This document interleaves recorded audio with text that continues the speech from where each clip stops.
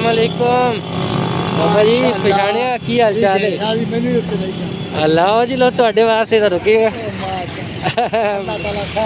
आमीन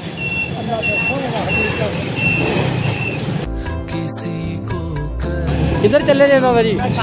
घर चले कितने कार जी कितने कार है तुहाडा हाँ जी हाँ जी अच्छा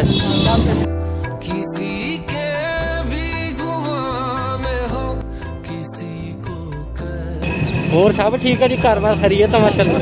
चलो माशाल्लाह बड़ी गल है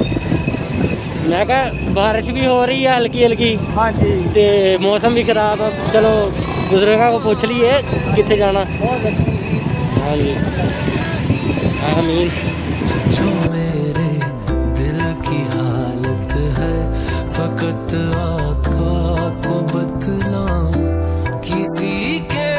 भी गुमा होगी अच्छा चलो ठीक है बाजी कोई गल नहीं अल्लाह आमीन अल्लाह खैर बस दुआ में याद रखना मैंने इंशाअल्लाह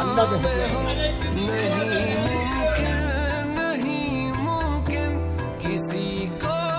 भी जहां अल्हम्दुलिल्लाह कोई नहीं मैं कर लूँ नहीं मुमकिन